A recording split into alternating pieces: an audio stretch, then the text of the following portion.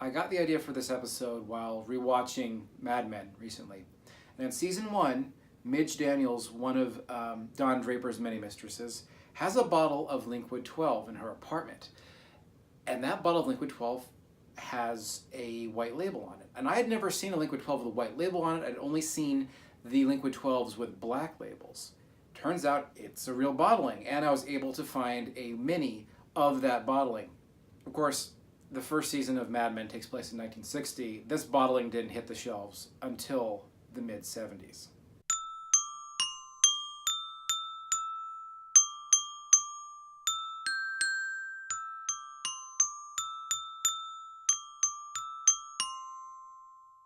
Peter Brown established Linkwood Distillery in 1821, but he waited until the Excise Tax Act was passed in 1823 to begin distilling in 1824. When Peter passed away in 1868, his son William took over the company. William then demolished the distillery and built a new one in its place. In 1933, Distillers Company Limited took over Linkwood Distillery, and today DCL is known as Diageo. In 1971, a new modern distillery was built on site, and that was known as Linkwood B. In 1985, the older distillery, Linkwood A, was closed, and that distillery was demolished in 2012. What I have here today are two Linkwood single malt whiskeys, one that was distilled at Linkwood A, another that was distilled at Linkwood B.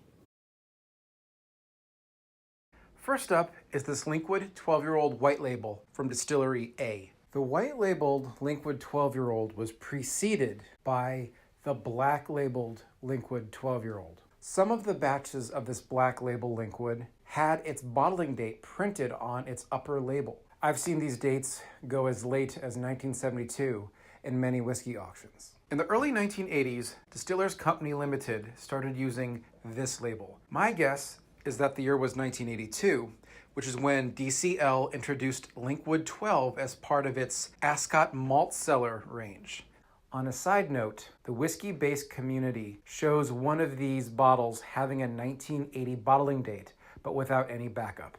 In any case, I'm going to be optimistic and say this bottle is from the 1970s.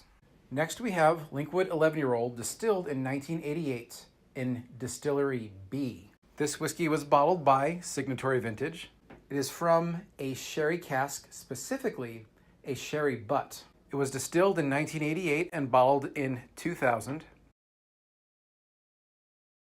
Linkwood 12-year-old white label.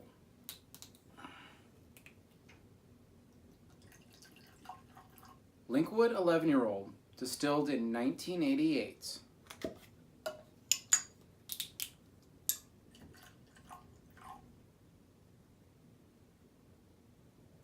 Barley, barley, barley, apples, rocks, honey, a little bit of lemon zest slipping in. It's very simple, but also flawless. Malt and guava juice. There's a lot of honey and cinnamon. There's also this earthy farminess to it, and just a little bit of dried herbs. There's almost a tar note in this.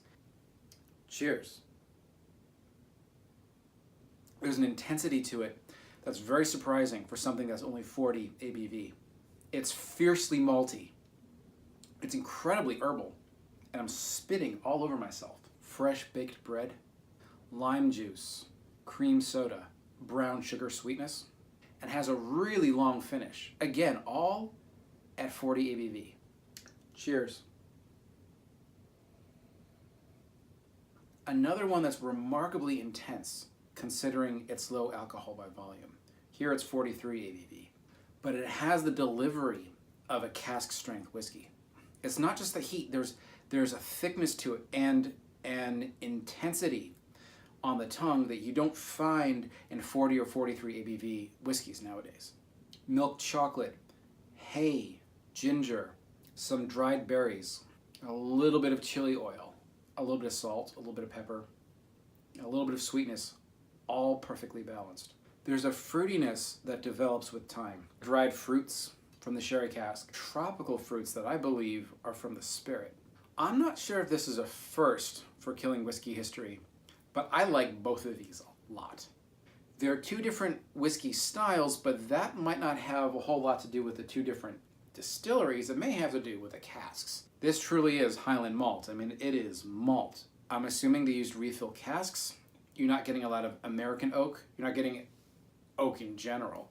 It's just a very spirit-forward, comfortable, simple, but flawless whiskey. This whiskey, like this one, is so intense.